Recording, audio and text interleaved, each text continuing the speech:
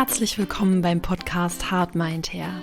Ein Podcast voller Geschichten und Gespräche, fast wie beim Friseur. Mein Name ist Lisa Turzer, ich bin die Hostess dieses Podcasts und wünsche dir ganz viel Spaß beim Zuhören.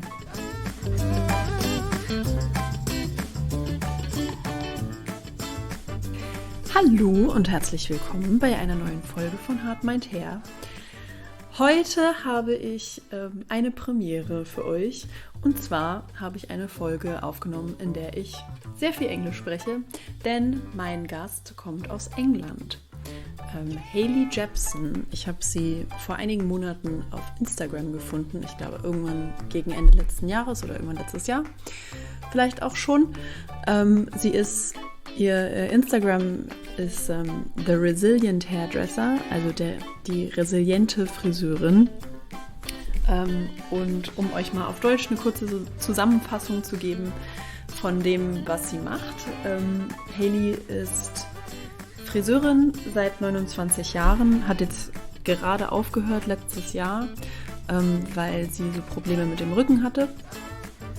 Und hat aber vor 10 Jahren ungefähr, ich glaube es waren 10 Jahre, beschlossen, sie möchte nicht mehr Friseur sein, sondern sie möchte eine Ausbildung zur Therapeutin machen. Das hat sie dann auch gemacht, hat als Therapeutin gearbeitet, hat dann aber gemerkt, dass sie das Friseurdasein total vermisst und ist zurückgegangen und hat dann wieder als Koloristin gearbeitet. Und hat aber ihre Skills als Therapeutin oder als Psychologin schon angefangen zu benutzen für sich selbst und dann auch für andere. Und dann kam der Lockdown, der ja bekanntlich, beziehungsweise ich hoffe, ihr wisst es, aber in England war das wirklich sehr, sehr viel schlimmer für die Friseure als für uns in Deutschland. Also sie hatte da einiges zu tun und ihre Skills wurden da echt gebraucht. Und so ein bisschen auf diese Art und Weise habe ich sie auch gefunden. Ich folge vielen englischen Friseuren, weil da wirklich viele talentierte Leute dabei sind. Und plötzlich war Hayley in meinem Feed und ich fand ganz toll, was sie macht. Und ich habe gesehen, dass sie einen Kurs macht, der Burnout and Boundaries heißt. Darüber unterhalten wir uns auch. Sie erzählt so ein bisschen, wie sie dazu gekommen ist, wie sie arbeitet, was sie jetzt plant. Und tatsächlich wollte sie sich in Zukunft alleine mit dem Coaching von Friseuren selbstständig machen, beziehungsweise nur noch das machen. Aber leider macht ihr Körper eben nicht mehr mit. Und es ist ganz spannend, weil beim nochmal Zuhören habe ich so gemerkt, was ist eigentlich mein Plan B? Denn ich bin jetzt Mitte 30 und ich merke, dass mein Körper auch nicht mehr so funktioniert, wie ich mir das mal vorgestellt habe, beziehungsweise wie ich mir das oft wünschen würde. Und also ehrlich gesagt, ich sehe mich nicht noch 30 Jahre am Stuhl stehen. Und es hat mich jetzt nochmal ein bisschen zum Nachdenken gebracht. Also, ich hoffe, ihr versteht uns gut. Hayley kommt aus Manchester, also Nordengland. Das ist schon noch mal ein bisschen anderer Dialekt als in London. Aber, also, ihr werdet das rocken. Es gibt leider keine Übersetzung, weil dafür habe ich einfach keine Zeit. Ich hoffe, ihr versteht sie. Sie sagt auch am Anfang oft, es ist einfacher, das Englisch auch einfach zu verstehen, wenn man nicht unbedingt reagieren muss.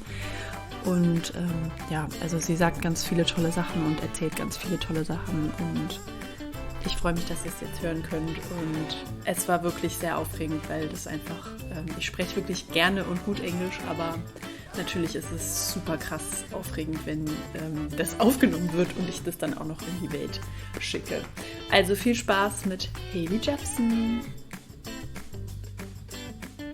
It's fine. Ask me anything, I'll just do my best. So Hayley, welcome to my podcast. Thank you. Really excited to have you. Pleased to be here. Where are you at the moment, or where do you live? Well, I live in Manchester in the north of England, but currently I am by the sea in Morecambe at my mum's house, my mum and dad's house. Nice. Nice. come to visit. Great. So it's about an hour away from where I live. Oh yeah, you live quite near by the sea. Yeah, great. Yeah, not too far. Mm-hmm. So would you please tell me your story? I know you're a hairdresser, but how did you get into hairdressing, and what did you like about it, and what's your story, basically? Yeah. Well, so I don't do hairdressing anymore. Did you know that? Quit last year. I saw that, yeah. Yeah, I gave up towards the end of last year, really. I'd say I don't think I went back after the UK's second lockdown. Oh, okay. And the reason I didn't go back was because my back. My back is rubbish. I didn't realise at the time, but I had a prolapse disc. Pressing on my sciatic nerve, and that is not fun, is the bottom line. But it'd been a problem for a long time, so I made the decision to stop hairdressing. But thankfully, the resilient hairdresser was doing well enough that was okay. But I was leaving hairdressing probably about a year or two earlier than I expected. So, but to answer your question, by the time I left, I'd been hairdressing 29 years. Wow. And I started a little bit later than most people do. I was 17 when I started, because I went to college first. Okay. It's old for the UK. People are usually like 15, 16. Oh, yeah. But I was 17. Yeah. So basically, I'd been to college for a year and then quit and thought, nah, I'm going to go and be a hairdresser. So I went to college first doing media studies, and then I quit. And I started hairdressing. I started in a little shop, a small shop that was bonkers. You know, they were really out there, but a little bit chaotic, to say the least. And so, but the college that sent me to, like, we do a day release here. I used to go to college one day a week and then work 4 days. And the college said, I think you should go to the city centre. Basically, they were saying you should go to a posh salon. I think you'd be suited to a posh salon, because where I was working, they were creative but chaotic, would be the polite way to put it. So I went to the posh shop in Manchester Centre, and I was like, oh, this is good. This is a proper career. Okay. You could read, this is good. It's not small time hairdressing. It was big city hairdressing. You know, it felt good, like it could be a proper job. And so I worked as we used to call it a technician, like a colorist. And I learned to be a colorist very quickly because I liked the women colour. They were funny. Yeah. And I thought the stylists were a bit pretentious, but I thought the colorists were really funny women. And so I used to work with them all day. So I basically decided to become a colorist because I liked the funny women. I wanted to be one of those. And I think I did that quite well. So I did. That's what I did. I never learned to cut hair. I can't do a haircut. I can't really, no, nothing. I mean, I could do a rubbish one level or something, you know, but not really. Not properly. I couldn't blow dry until about 3 years ago. And I was just an old school colorist. So I worked in this very click salon in Manchester Centre. And then Tony and Guy came to town in 1995, and I left and went with Tony and Guy. And then things got better again, and I realised how good the job could be. You know, 1995, Tony and Guy were in the heyday. And also Manchester was a very exciting city to be in. Oasis were at the height. And, you know, all that music was, it was the place. So I was in a cool salon in a cool city. I thought I was the business, Lisa. You know, I thought I was so cool, and we all did. We all thought we were so cool. Maybe you were. I look back and I think maybe we were, but it was an exciting time in an exciting company, and I did really well at Tony and Guy, and I worked my way up to teaching for them, and I worked in, and then I left Manchester and I went to Brighton, and I worked there for a few years for Tony and Guy, and I went to Belgium. And I worked in Brussels for a year for Tony and Guy. And then I came back to Manchester. And then I left Tony and Guy not long after that. And my friends set up a salon, an independent, in a place called the North in Manchester, which is now super cool. But then it was you know, a bit of a risk. Is it going to be cool, this area? But it did. It came well. And so I worked in my friend's salon for about 9 years. And that's around the time when, I mean, I was working hard, I was busy, I was successful, and I was playing hard as well. And it's in that time that I really burnt out and started to get very disillusioned with hairdressing. And how old have you been? How old were you then? How old? It's about 10 years ago. So I was probably about, I'd say I was about mid-30s. I probably was about 34. It's probably longer than 10 years. I think I was about 34. And so I'd been qualified since I was 21. So I can't do the maths, but it was a while. Like 13 years, about 13 years in. And from the outside, I had an enviable career. You know, I was booked out months. I worked in a beauty salon. I was earning good money, and I was so miserable.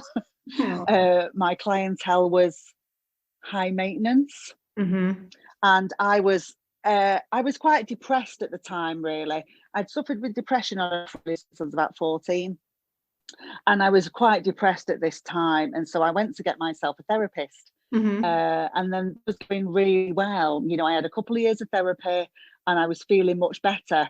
But my joy for hairdressing didn't come back. And at this time, my therapist, I want to do what you do. And as simple as that. I just thought, I want to be a therapist. That looks interesting. And she told me where she learned, and this was the selling point, was you could pay for it monthly. You could pay for the education monthly to be a therapist. And I thought, great, I can afford that. And so they took me on because I didn't have the right qualifications, but they said, hairdressers make good therapists. Oh, great. Yeah, that's what we always say. So it's true. And he took me on without, as I say, the right qualifications.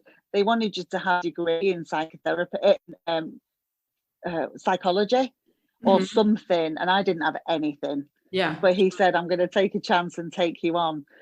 And, it was well. And so I worked full time in the salon for 4 more years while I trained to be a therapist. And then I quit. And I was like, bye hairdressing. I'm never coming back. I was like, I hate it. That's where I was at the time. I really was unhappy. And I went to work as a therapist, and I did that for about 4 or 5 years. I loved it. It was brilliant. And I worked with young people mainly. Accident. I specialised in young people by accident because I liked them. Yeah. And therapists didn't want to talk to young people, but I did. I liked them. They were fun. They were like assistants, like hairdressing juniors. Yeah, that's true. And so and it was great. But then what I found after 4 or 5 years was that I started to feel lonely in my work. Because when you're a therapist, you just sit with one person all day, one person after another. And it's very intense, but very... You're not having a chat about Netflix, or shoes. You're having a chat about the sad stuff in their life. And so, although I enjoyed it, it was draining, and it was just too lonely for me. It took a long time for me to realise that, because it was so novel for a few years, and I was so enjoying the work. But then when it became more normal, and this is my life now, I just noticed I was too lonely. And I knew this. I knew the reason I was starting depressed again was because the work was too solitary. And I knew this because I was trained as a therapist at this point, and I realised what was wrong. And thankfully, and so at this time, one of my old friends offered me a job in a salon, and I said, okay, I'll do a day. I'll do one day. And I thought that would address the balance. It did. And for about 6 months, that's what I did. I did therapy like 3 days a week, I think. And then I just did one day in a salon, and that was great. Yeah. But then what I started to notice was, it was brilliant. And I thought, this will do. This is what I'll do. But then I started to feel happier on the hairdressing day. I started to be excited for the hairdressing day. So long story short, I went into hairdressing full time. But I knew that my back wasn't going to sustain another 10 years. Okay. I thought it'd be a miracle if I get another 5. And so I started to think about what I was going to do long term. And I really noticed that what I'd learned as a therapist was really helping me as a hairdresser. And so all the things that used to upset me and stress me out weren't stressing me out anymore. And I realized it was because I'd learned a little bit about, well, I've learned a lot about how people work and the behavior and my behavior. Mm-hmm. And I thought to myself, oh, training to be a therapist is really good for hairdressers, but it's a very expensive, long route, you know, to get there. And I started to think about if I could teach hairdressers what I'd learned to help them, because I was not stressed anymore as a hairdresser, always been stressed as a hairdresser. I'd always been very anxious, very people pleasy. It can be a very frantic environment, you know. It's always very busy, you're running late, there's no colour on the shelves, you know, the stuff. And I found it just very stressful. Even when I enjoyed it, it was still stressful. And I realised I'd learned some stuff that took a lot of that stress away. And so I set about thinking about how I might teach the hairdressers this. And so I just, first of all, wrote a workshop that I'd half written when I was a therapist. I'd written it for teenagers, and I rewrote it for hairdressers, and then I drew it on a flip chart, and I tested it on my friends, and they were like, "It's good." And then I tested it on a salon that I didn't know, who was with a lady who I'd met on Instagram. I said to her, "Oh, we've been," and I said, "I want this. Can I test it on your salon?" And she was like, "Yeah."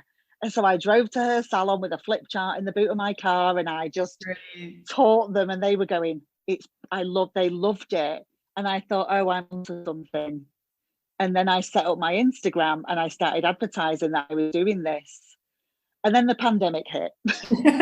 And that's where that's where we are. That was the end of the live training.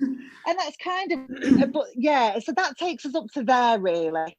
And then things changed through the pandemic, but you know, we can talk more about that if you want to, but that's kind of how I ended up doing what I was doing. That was plan A. Under the pandemic plan. Well, it was plan B. Hairdressing was plan A. And I figured out that I had something, and I figured out how to teach it live. And I'd set up an Instagram, and you know, I'd thought about it as in, this is my long-term plan. So at that point, I decided to leave hairdressing, but I just didn't know when. Okay. But I knew I knew that I wanted to. Yeah. A lot of that was to do with my back. You know, I just knew I was never going to do it long term. Sure, if your body doesn't. But I didn't think within a year I'd have quit, though. I didn't see that coming. Yeah. Yeah. So that's how I ended up teaching mental health stuff to hairdressers. Yeah, that's so great, because I think that's one of the many things we need to learn as a hairdresser, and we just don't. We learn a lot of stupid stuff. The things I had in school. We have the same system in Germany where you go to school 1 or maybe 2 days at the beginning of your apprenticeship, and then back in the salon, and we learn a lot of stupid things in school, but not the very important stuff. We didn't even have 1 hour of sports where you learn how to, I don't know, that would have been stand great properly. Yes, hold your core in. Yes. And wear good shoes. Body. Yeah. So that would have been great. All of that. And of course, that. I mean, psychology and self-care and mental health and everything. Yeah. Business. How to do your books. Yes. Get a pension. Yeah. I wish someone had told me to get a pension when I went self-employed, but nobody did. I wish someone had taught me how to do my books, how to order stock, you know, just so many things. Get insured, you know, like no one's telling you how to run a business, because it's like everyone presumes you're going to go into a salon. And that was the case, you know, 29 years ago when I started, but it's not now. It's not now. More people go self-employed than they used to. Yeah, the same so here. I mean, I think what our generation well, I'm a generation above you, really, but you know what experienced hairdressers notice is we should have been taught a lot more at the beginning. We've all had to learn it the hard way. Yeah. And what I thought to myself was, I've really learned a lot of stuff the hard way with my mental health. And I wish someone had told me when I was 20. Now, I might not have listened, really, but I would have had to hear it, and somewhere it would have gone in. Yeah. And I think I would have looked after myself a lot sooner than I did. Yeah. You know, yeah. I think I may have, I think my hairdressing career may have been a bit healthier. Yeah. And maybe a bit longer. And that's what I think. What I feel sad about the fact that a lot of hairdressers have left by the time they're in their early 40s. Yeah. Because either their back or the shoulders, or they're mentally sick of it. Yeah. You know, that's the blunt thing, isn't it? You don't see that many, I think about that a lot. You don't see that many older hairdressers in the streets, or when you walk down the street and look at salons, there are not a lot of old ladies who are like 65 and doing the job still. A few, but it's really, really rare. If you see them, they've usually got their own salon. Yes. And all their clients are the same age as them. Yes. Exactly. It's the clients they've had since they started, and they're all going to die together. You know, It's that thing. They're not doing clients. They're just doing the ones they've always had. And I just think what are the rest of them doing? Minimum wage jobs? Like, what do they do when they leave in their 40s and 50s because their bodies hurt or their minds have had enough? Like, what do you do? Yeah. And I'm worried about that. Of course. Like, we always joke about, we're all just going to go and get a job selling makeup in the chemist. Like, that's what we think we're all going to end up doing. What do you worry about? We joke about that over here. But I will do boots. I really have no idea. I don't know. Yeah, like if your back gave out tomorrow, what would you do? I really don't know. And I know. But I think we all feel like we're not qualified for anything else. Yeah. Except the service job. Yes, and that's really stupid because we're doing maybe 15 jobs at a time. So we actually would be qualified for everything. Oh, we're qualified for everything. We could run the country, but nobody realizes that. Yeah. Our mediation skills are amazing. Absolutely. We could sort all sorts out. But yeah, people don't realize how clever hairdressers are. And what I really love about my job now is I get to talk to brilliant hairdressers every day. And even the ones that are on their knees, they're still brilliant. Yes, they're because often the people that burn out are the ones who want more. Yes. The ones who are striving and want more from life, they're the ones who end up on their knees. And so even though I speak to a lot of people who are very tired and exhausted, they're brilliant still. And they're so smart, but they're just in this sort of old-fashioned mindset that we have as hairdressers often, which is we have to work very, very hard to earn money. Yeah. When it's all bums on seats, we say over here, bums on seats. Does that translate? Yes, I think so. Yeah. Otherwise, bums I will on seats later. I'm sure you have your own version of bums on seats, but it's just, it's just exchanging time for money. There's a limit on how much money you can earn. Absolutely. What we do is we try and really push ourselves physically, and it's not a good long-term strategy. No, absolutely not. It's just not. No. So I love hairdressers because they're always very funny. And very smart. Yeah. And so I love my job. Oh, I love my job. Every day I wake up and I'm so happy. I look at my list of people to talk to and I'm thrilled. That's great. And it makes me laugh because when you look, you look at your column of clients and you think, oh no. That never happens anymore to me ever because it's all hairdressers. That's perfect. That's perfect. So I'm happy. A dream job. Yeah, it's good. So it is. I've created my dream job. Yeah, that's perfect. It's actually perfect, and you can do it. It is. I'm lucky now, which is kind of. I can do it on my phone from my mum's bedroom. So you started. It's amazing. Instead of doing live workshops, you started doing online via Zoom, or how did you? Yeah. I mean, I did, but I wouldn't say the transition was quite as smooth as that. I was very resistant Because, you know, like the rest of us, we were like, how long can this pandemic last? Can't last that long. It's a few weeks and then it'll only be a couple of months. I don't need to worry about tech. And then it became very clear that we definitely needed to worry about tech. And so what happened first actually was, because when the pandemic happened, I didn't actually have a course to sell apart from live.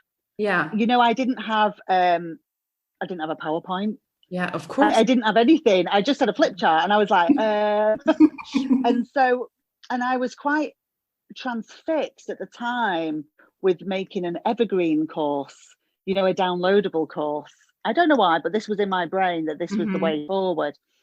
And so in the first lockdown, I signed up for a coaching program with an American woman called, have you heard of Elizabeth Fay? Yeah, I did. She's brilliant. Elizabeth Fay. So she was my coach. And so I signed up this program, and it was amazing. And it was amazing in lots of ways, but I met, again, lots of very clever hairdressers who were wanting to become educators. And some of us had already started, some of us hadn't. But the confidence that I built doing that, she encouraged me to, she sort of pushed me to finish making the online course. But then what happened was it didn't really sell.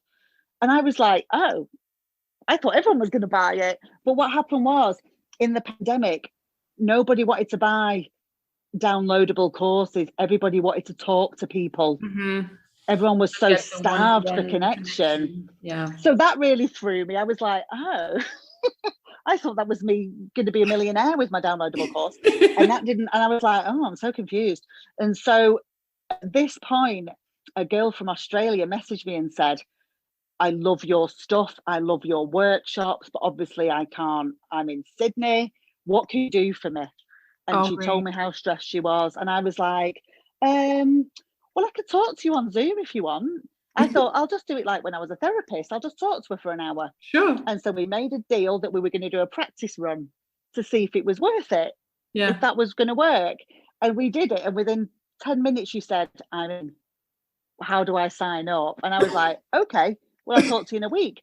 And so I just, by accident, started coaching. But I'd never, surprisingly to me now, I think, how stupid was I? It had never occurred to me to coach people. I just was focused on courses. Yeah. And so I coached her for a while to make sure that I was good at it and that I liked it. And I got a supervisor to make sure, because it's different than therapy, but similar. And therapy training allows you to do coaching because it's a bit like coaching, but a bit deeper. So I just changed how I worked. But the model that I was a transactional analysis therapist, and you can use that model for coaching is the bottom line here. And so I had those skills, but I had to think in a different way. And so I made sure that all my ducks were in a row and that I'd got it sorted. Yeah. And then I just sort of put it on Instagram one day. Okay, I'm coaching now. And people came. That's great. And I love it. And I love it. I love talking to people one-on-one. And so I've carried on doing that.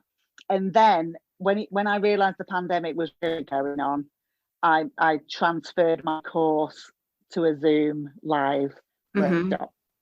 And people came. People come to the live stuff. Yay! Eventually I learned the hard way. This is what I'm telling you. I only learned the hard way. But what I figured out is that at the moment, people want to do things as live as possible. Of course. They're sick of staring at screens. And I don't mind staring at screens as long as I'm talking to a person in real time. Yeah. But I keep buying courses and not doing them. Do you? You know, if I stopped myself from doing that because I know myself too well. Yeah, because you've learned. I bought some courses in the first lockdown. We only had 2. Okay. In the first lockdown, and I think I didn't watch one of them. Exactly. So I learned if I don't turn up live, I won't do it. Yeah. That's what I learned. And I think a lot of people feel the same. Definitely by the second lockdown, we'd all lost steam. You know, we're all very excited in the first one. to do education. And but by the second one, we'd all had enough. We had all the time, and I was like, yay, I can do stuff. And it was sunny. It was, yeah. And I could do stuff that I would have never done any other way, because it was in another country, or I don't know, I would have travel, or I would have had to spend a lot of money, and then I could do it. I was like, yay. And then not so much anymore. Yeah, then we all got tired and ran out of money, and we got a bit conscientious about what we spent our money on by the second lockdown, because I think in the first one, you know, I feel we were worried about money at the beginning, and then by the end of it, not much, because the grants came and things. Yeah. But then I just don't think anybody saw it going on so long.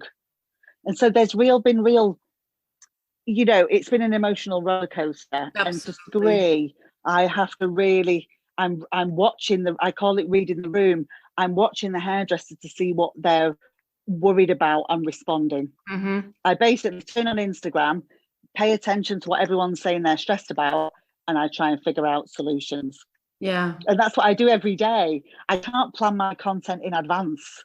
Yes. Because the mood changes so fast at the moment because of the pandemic. Yeah, because everything changes every week, basically. Something every week it's different. But like I say, I set up my business to help busy hairdressers. And then within 4 months, all the hairdressers were sat on their bums staring at their phones. And I was like, oh, now I've got to support unemployed hairdressers. Yes. And I was like, oh, okay. And I had to think about that, you know.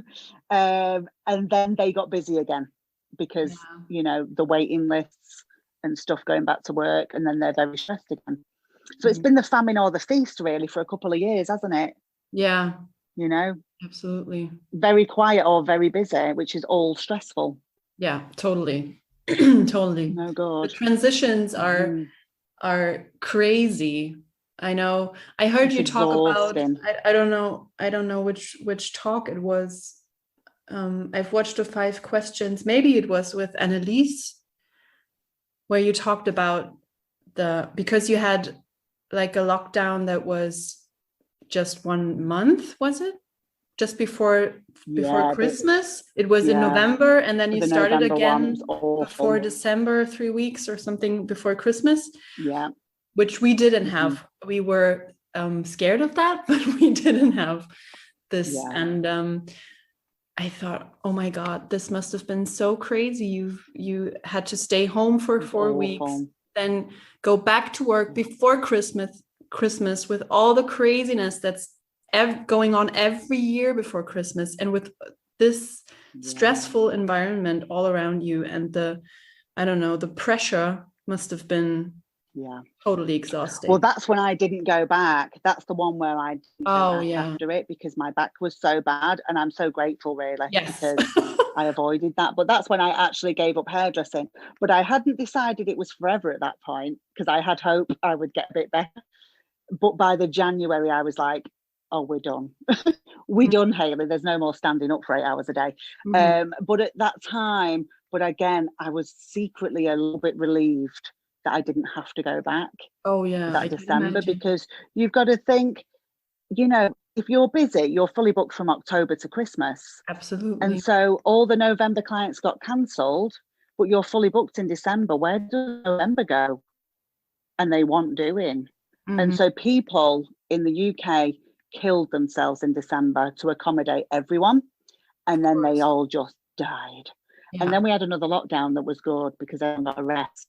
But then what happened was everyone became very scared of going back again, because they were so traumatized from what had happened to them, or what they'd let happen to them, or it depends how you look at it. You know, they let the boundaries go, but the pressure was high and people were worried about money.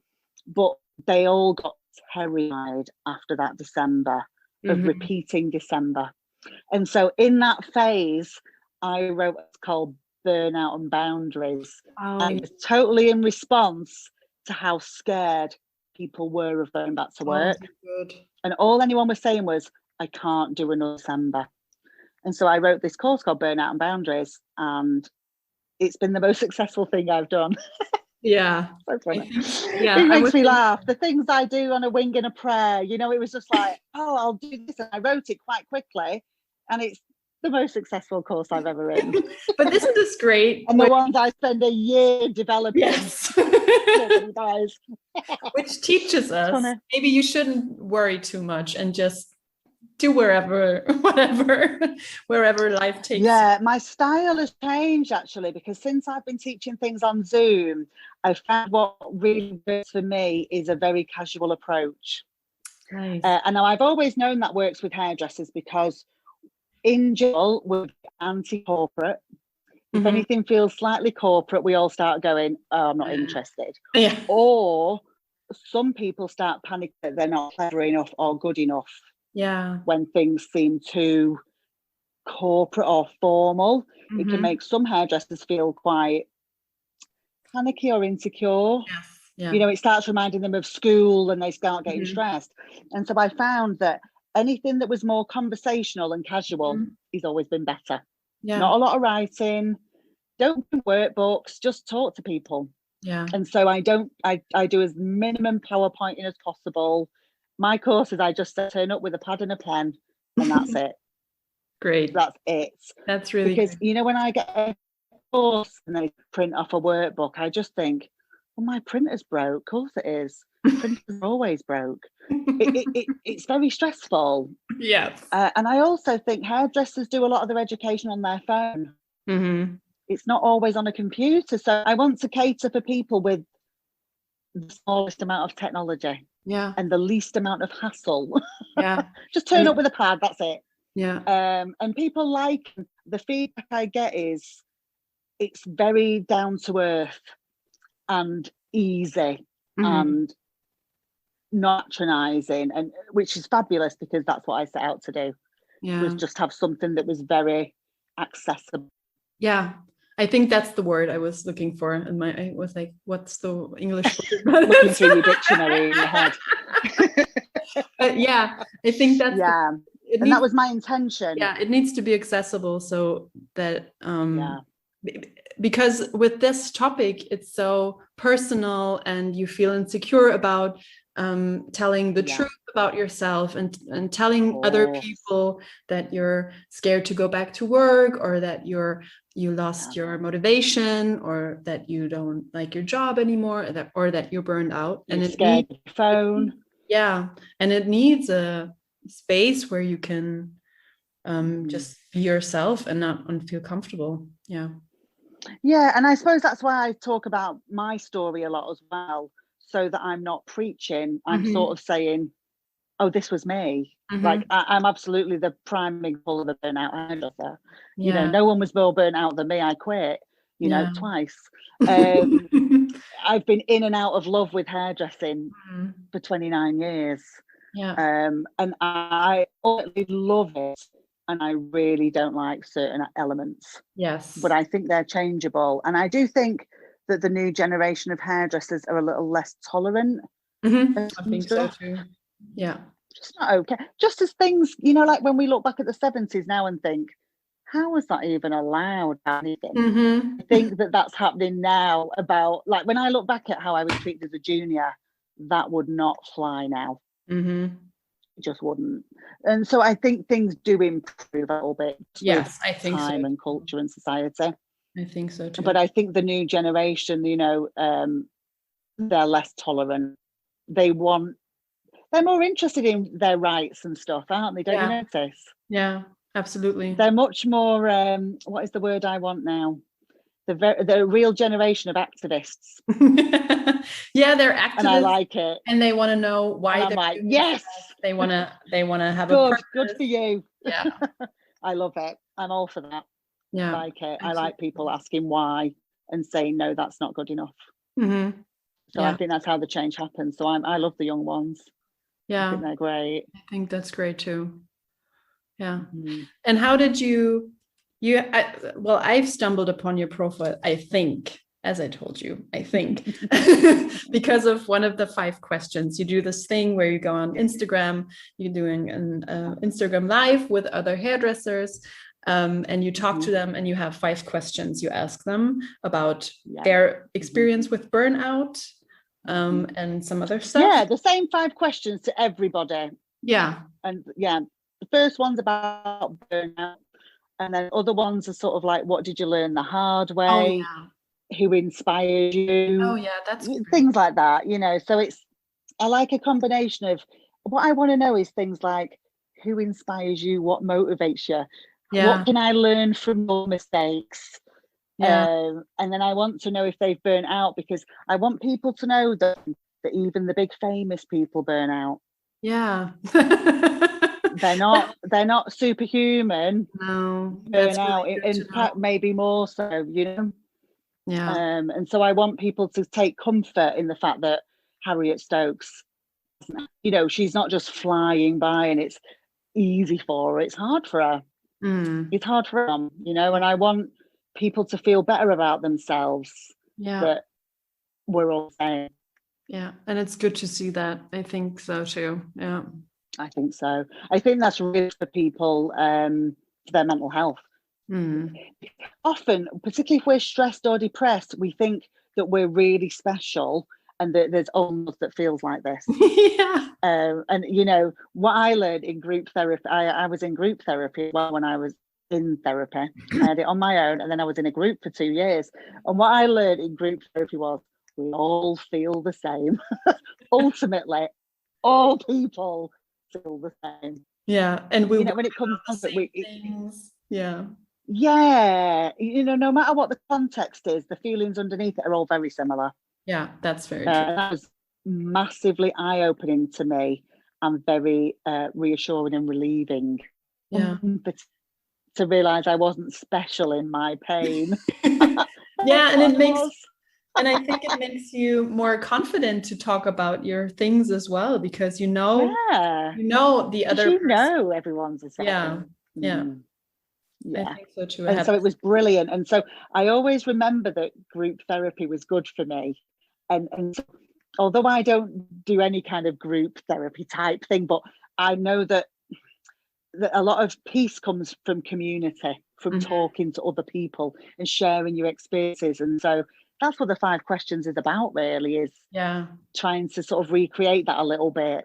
That's great. Hearing about other people's times that were hard. Especially when you only follow them on Instagram or other social media, and you only see the highlights, and you only see the good stuff and the successful stuff, and rarely well, a little bit more now because of the pandemic, probably a bit more now. You can see how they're struggling, or that they're struggling with mental health as well. But before, it was like, yay, and I felt insecure about that, and I was like, what the fuck I'm gonna do? What am I gonna do? I'm not that even. I cannot be that person. Everyone's fine but me. I used to just think everyone's okay but me. And it's not the case. It's not the case.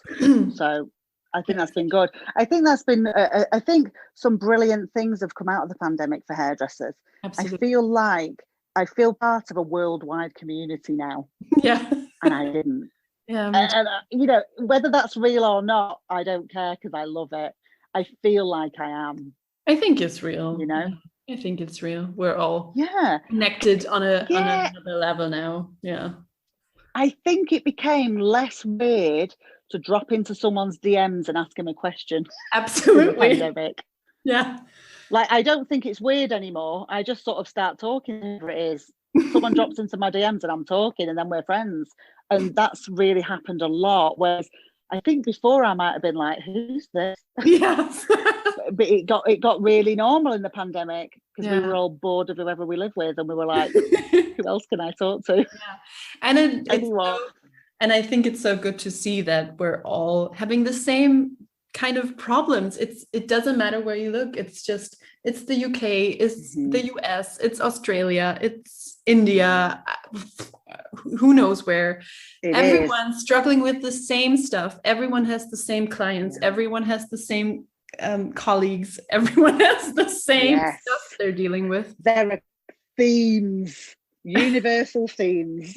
Yeah. That's why I speak to a lot of Americans. I have a lot of friends now who are American hairdressers, and I talk to them a lot in private, and it's the same. That really drove it home to me, that because I sometimes think the Americans have got things a bit. I always think they're a little bit ahead in certain ways. Yeah, me too. In certain things, and what I realised was they feel the same. It's the same. They worry about exactly the same things. Yeah. But I think in America, I find that they were much quicker with the self-employedness. Yeah, they call it booth rented, and they have studio suites. We don't have studio suites in the UK. Do you have them in Germany? It's totally different in Germany. It's even renting a chair is kind of, well, not really usual. It's rare. Yeah, it's rare because you have to have a master's degree, which is no one can see my face then, but I was putting a very confused face for everyone. It's a little bit different in Germany because we're I don't know what's the translation for that. You're regulated. We're regulated by we're in the same community as the plumbers and the electricians and the builders. Yeah, it's So we have the same rules, and we have to have a 3-year apprenticeship, and then we're doing exams and tests and everything.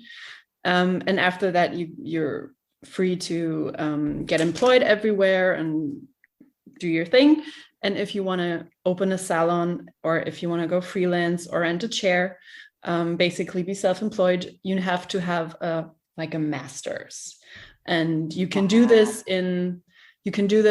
while working, and you can do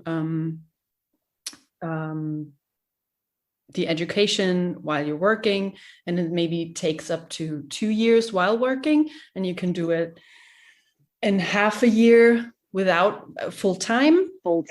Yeah, and you can even get a scholarship and everything, but it costs a little bit of money, of course. It's expensive. And so what are people learning, like business stuff? You do learn a little bit of business stuff. I don't think it's enough, actually. You do learn the basics of keeping your books, but actually with taxes and everything, you're on your own, and you have to get someone who does your taxes, of course. And so with this master's, I think it's just you're scratching the surface. The basics. But do the plumbers do the same course as the hairdressers? Only the business. No, is it the business stuff? I think it's the educational. There are 4 parts, and they have to do. I think the 4th one is about educating apprentices, and I think that's the one everyone takes. I think that's the same for everyone, but I don't know I can't remember if the business stuff. Wow. I see how. So are most people in Germany commission based? Yeah. So you're employed, but you get paid on a commission. It depends. Some people have a steady wage. Some people are commission based. It really depends on what really different. What your boss is do for you. Yeah, I think it tends to go into a direction, if you're employed, that you're I think it tends to be commission based. It's interesting, really. The first courses I wrote, so I have a course called Manage Your Mood, and then I have one called Set Yourself Up for Success. So the first one is about managing your mood, and the second one is about dealing with difficult people. Now, I wrote those 2 courses as a response to being employed. So I wrote them based on my thoughts as a hairdresser when I was employed. So that was the first half of my career, because I think as an employed person, you have a lot less control over your day. Absolutely. Yeah. Whereas when you're self-employed, you can say no to certain people if you're brave enough. Mm-hmm. You can work shorter days if you're brave enough. You can take Saturdays off if you're brave enough. You can have a lunch break if you're smart enough. Do you know what I mean? But when you're employed, actually, you're at the mercy of the rules of your salon. And so what I thought to myself, well, when I was employed, I couldn't control who sat in my chair.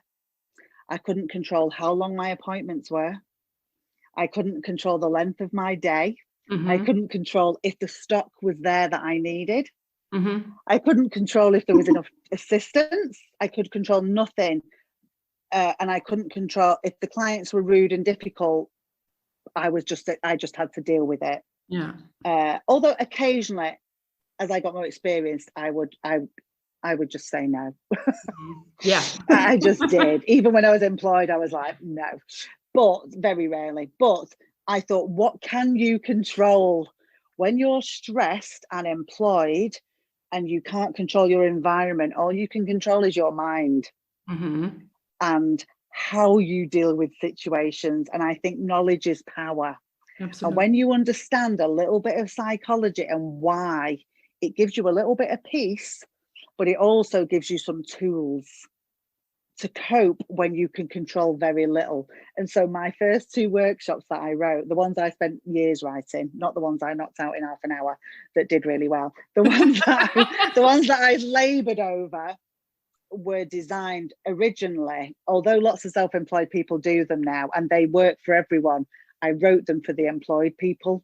I wrote them for me when I was employed. I was my perfect guest, because I think all you can control is your own head. That's all you've got control of in a situation like that. And I wanted to give a little bit of power to employed stylists. And so that's what those courses are for. Although everyone finds them useful, that's who I wrote them for. Yeah. And a lot of the time now, I do them. So sometimes salon owners hire me to do them because they think the staff are struggling for whatever reasons, or they just want to help them a little bit. It's so great if you have a salon owner who hires you for that. I only meet good salon owners because only forward-thinking salon owners hire me. Of course. The old school ones don't hire me. They think what I do is ridiculous. And I run them now as single ticket. So if you're a self-employed person, you could buy a ticket to a Zoom version. Great. And so all sorts of hairdressers do them now, but that's originally how I wrote them. Whereas Burnout and Boundaries is written really for the self-employed. Yeah, it's useless, I would say. It's not useless, but if you're it's good for you as a salon owner because you call the shots. Yeah. As an employed person, you're better off focusing on your personal life for your boundaries because you have more control there. Yeah. So really, Burnout and Boundaries was for the self-employed people. That's so great. And you're still doing all of the courses in a all of regular way? Yeah. Yeah, it's a funny time at the moment. I'm running one more course. I've written a new one. I'm doing that at the end of this month, and then I'm going to take a break, mainly because everybody's taking a break. Yeah, you know, it's a bit like who's doing a course in August, and then in September, between September and Christmas, I will run every course I do again. And what I'm going to do in the next couple of weeks is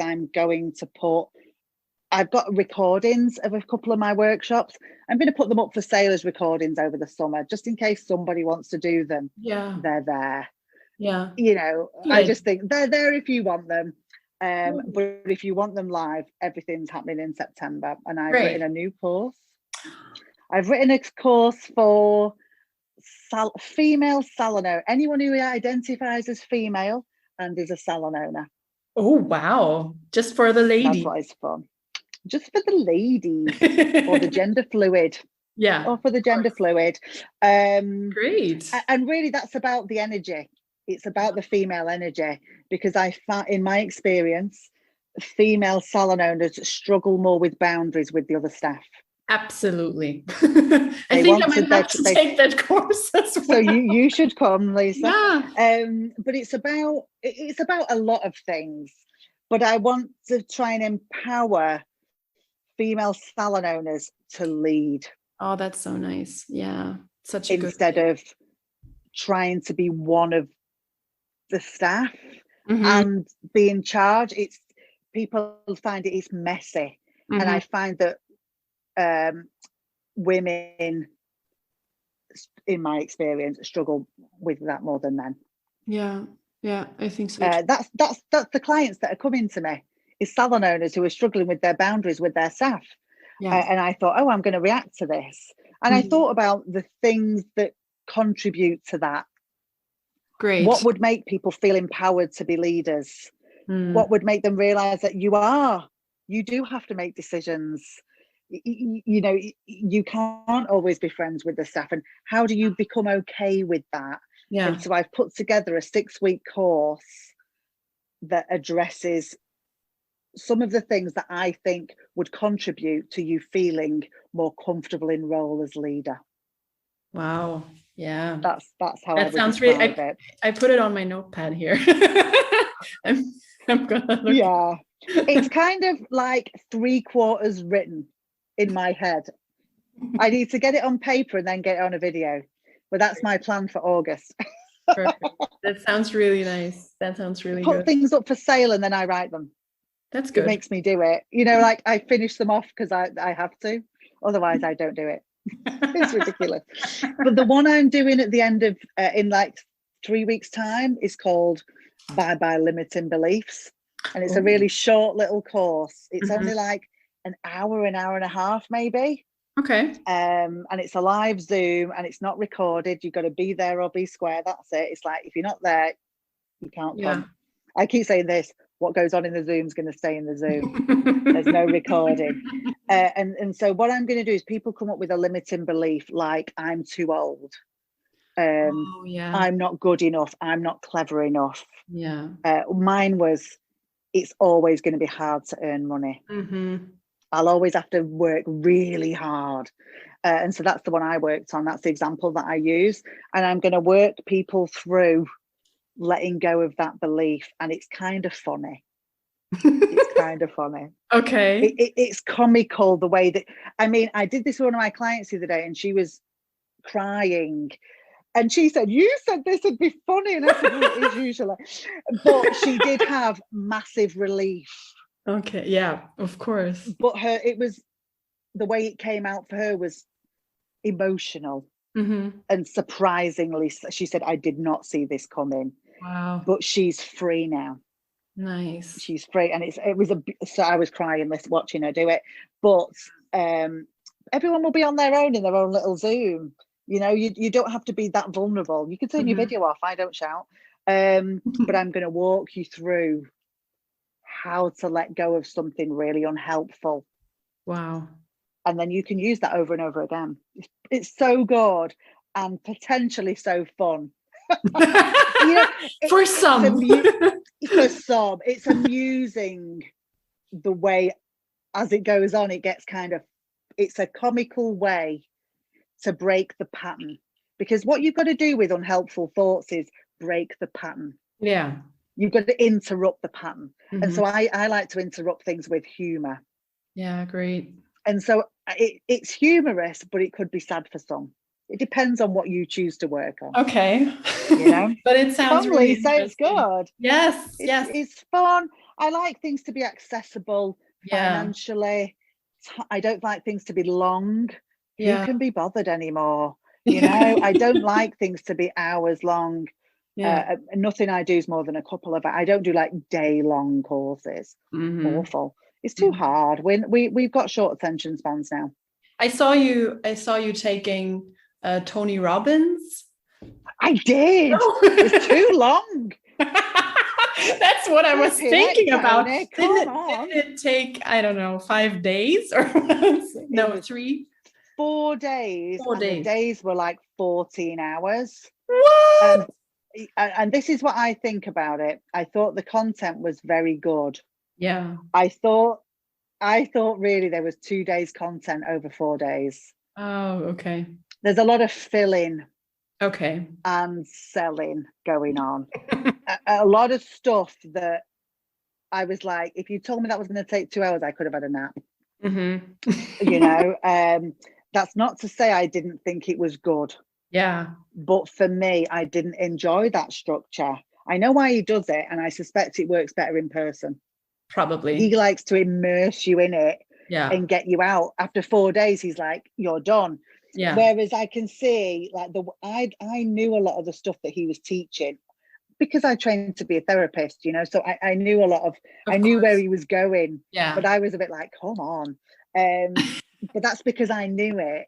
Yeah. I think if it was new to me, I'd have been blown away. Yeah, I think that's the thing. The concepts weren't new to me. Yeah, I think that's the thing with self-development seminars, workshops, retreats, whatever you go to. If you have a little bit of experience or even a lot of experience with it, you just see through everything and you're like, yeah, can we skip this? Like, I have something to do. I've done this before. But it was so interesting. I need something more. Yeah, and I can imagine if you're doing something for the first time and you've never experienced something like this, your mind is blown and you're like, what the fuck's going on? My God. Yeah. I'm a new person. Yeah. What I found was that it was interesting because I thought to myself, I'm not going to be that person who goes, I've done this, I'm not doing it. Yeah. And so even when I knew what he was getting at, I did the exercises. Yeah. And I still found new stuff. Yes. That's, of course you do. Yeah. And so I just thought, Hayley, you've spent good money on this. Yeah. Don't sit there rolling your eyes like those hairdressers that sometimes come on my courses who are like, I'm not really into this. I just thought, let's not do that. I'm going to be open-minded because that's good. I'm sure Tony Robbins has got something to teach me, you know, like, let's not be, and he does. And I'll tell you what, he is captivating as a speaker. God. Like, oh my God. Have you seen the documentary? You can't take your eyes off. Yes. You can't take your eyes off him when he's speaking. You're in. You are in. And he is an amazing speaker. Amazing. Yeah, absolutely. I think it's great. I think his course was good. I think as a qualified therapist, I could have chosen a better course. Mm-hmm. That was that's his entry level course. Mm-hmm. That's what, you know, that's what he says. And so I think, maybe I could have chose better, but it was the cheapest. Yeah. And it was the cheapest and it was on. And it was still, yeah. So I booked it, you know. Yeah, sure. But I think I would really like to do his business courses. Mm-hmm. Yeah. I think they would be amazeballs. Mm-hmm. Yeah. Great. So I'm saving up. Okay. I'm putting all your notes and all your contact information into my show notes, of course. And I hope somebody from Germany will join as well. That would be Wouldn't that be nice? That would be so great. I think a lot of hairdressers speak English as well. So, well, you know, sadly for us, you know, but everybody speaks better English than we speak anything else. We were so lucky when it was decided that was the international business language, weren't we? I heard it was between Greek and English, and English one, and I'm so grateful every day. We would have all sucked at Greek. It's very complicated, isn't it? It's so complicated. But yeah, you know, but again, I'm always terribly grateful that everyone speaks English. I know how lucky I am. So at least they can, if they don't want to interact as much, they can still listen. Oh yeah, I mean, I'm writing more and more. Yeah, what I'm learning as I go is writing courses where people can just watch is really good for people who are nervous, and they can just decide if they like me. Yeah, you know, whereas when there's a course that's got breakout rooms, and that puts some people off, and I get that. Yeah, and so I'm trying to write some more stuff that is easier for people who are nervous. But I find once people have done one course with me, they know it's going to be fun. Yeah. And even though the content might be heavy, it doesn't feel it. And I don't embarrass anyone. I don't shame anyone. No one has to spill their guts. Yeah. It's, you know, and so I think people will get more confident And then there'll be like braver breakout room. I think so too. But Great. maybe not, I get it, that not for their first course. So Yeah. I paid attention to that, and I'm writing courses to adapt to that. Very nice. Okay, so you're ready for a rapid fire? Yeah, you've got questions. I have questions. This is nice. Go on. They're in German, so I have to translate them. Yeah, you won't get very good answers if you read them in German. Blonde or brown? Blonde. Coffee or champagne? Coffee. Talking or listening? Ooh. Oh, it's 50-50. I can't decide. It's too hard. Color or cut? Oh, color. New clients or old clients? Old clients. A day of new clients is just like stress. Oh my God, it's so stressful. Oh my Lord. Whew. You have to pull out all your good stuff. Oh my God. You gotta dance, you gotta put the show on. And 1 hour after another, it's like crazy. Oh, no. Curling iron or straightener? Well, I only learned to use the curling iron a few years ago, so I like it now. So curls. Hair up or down? Up. Which product do you use and you couldn't live without? A hair product. Like poofing, like dry shampoo that makes your hair bigger. Oh yeah. So not just dry shampoo, but the one with the stuff that makes it bigger, that makes it feel sticky. That stuff. Loads of it. Loads of it. Honestly, I buy like 6 bottles at a time. I don't want to run out. Oh yeah. What's your favorite service in the salon, or was your favorite service? Oh, I used to really like doing bleach highlights with tip outs. I just love that. Yeah, nice. I love a bit of bleach. Always does the job. I'm old school like that. Get some bleach on. And last question was, what was your worst hairstyle, your own worst hairstyle? Mine. So many. I've got. What was the one you were thinking of right straight away? It's really bad. So do you remember that haircut? We called it a helter-skelter. It was short on one side and a bob on the other. Oh yeah. Okay. Yeah. So it was short here and a bob here, but it gets worse. It was red. Like that bright hairdresser red. Then I had these like hair extension plaits on the front with pom-poms on the bottom, and I used to tie them in a knot on the front. Can you even picture that? Yeah, a little bit. Yeah. And they were red and orange. And so I'll just leave it there. Oh, that's great. It was the early 90s or the late 80s? I don't know what to tell you. It was a crazy time for hair. Do you know, I noticed this now. I think when I was an assistant, all I wanted to do was look different. Yeah. Nice wasn't my main priority. I wanted to look different. And I sort of feel like fashion's changed now, where everybody wants to look pretty. And that was not my concern. Yeah. At 17, 18, 16, I wanted to look cool and different. Yeah. Now I just want to look pretty. Just want bleach highlights and some tip outs now. That's it. Thank you so much. Smudge. Oh, it's been a pleasure. Honest to God, I absolutely love doing podcasts. Thank you so much for doing it. I think I should say talking, not listening. I do love talking. I listen all day, so if I get a chance to talk, I love it. That's good. That's good for a podcast. I like both. I do really like both. I do like both. I'm turning 5 questions into a podcast. Oh yay! Yeah, very good. I'm gonna. It was always the loose plan. Was if people were interested. Yeah, I thought I'd turn it into a podcast. So I'm gonna. I hope to still put it on Instagram as well. I don't know if I don't know about the video sizes and all that tech. I've not figured it out, but I want to be able, I want to put it into a podcast as well. Yes, that would be great. Yeah, I'm working on it. The perfect format for a podcast. Yeah, I think so. So yeah, I mean, some people like watching people talk, and some people just want to plug in and drive. Yeah, I know. You know, so yeah, all of that. So yeah. Thank you.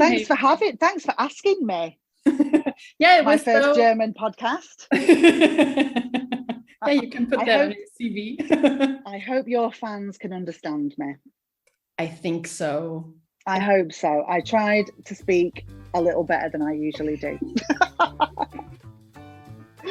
Not so fast. Well, I understood everything perfectly, so. Oh, that's good. I think we're good. Okay. They can put it on half speed. Yes. I think put you it on half speed. Now, right? Yeah. I might make more sense at half speed. Oh, thanks, Lisa. Thank you so much for your time. Have a nice day at your mom's. Thank you. Thank you. It's a total pleasure. That's it, people. Also wie gesagt, ich finde sie eine ganz, ganz tolle Person. Checkt sie auf jeden Fall auf Instagram aus, @theresilienthairdresser. Ich verlinke das auf jeden Fall in den Shownotes. Ich werde mich definitiv für den Kurs Limiting Beliefs, Bye Limiting Beliefs anmelden. Das fand ich mega interessant und der dauert auch nur eine Stunde, ist zack, bum, peng vorbei und ich glaube, sie hat da viel mitzuteilen und ich finde auch einfach ihre Art, wie sie Sachen vermittelt, super, super nett. Guckt auch mal auf ihr Insta, die 5 Questions ist auch immer super interessant und ist auch wirklich ganz nett und auch viele Friseure, denen wir bei Instagram folgen, der irgendwie einfach so ein bisschen aus dem Nähkästchen plaudern, ist auch echt sehr gut und ich finde es ganz toll, dass sich Friseure für diese Themen einsetzen. Das ist einfach so, so wichtig. Ja, folgt mir auch gerne auf Instagram, heartmindhair auf jeden Fall. Ihr findet meine Internetseite, heartmindhair.com. Da findet ihr auch den Podcast, wenn ihr keine App benutzen wollt.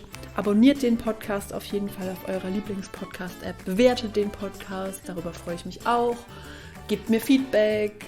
Es gibt immer einen neuen Post zu jeder neuen Folge. Oder schreibt mir eine Nachricht bei Insta, ist immer am schnellsten. Und ich freue mich auf die nächste Folge. Bis ganz bald.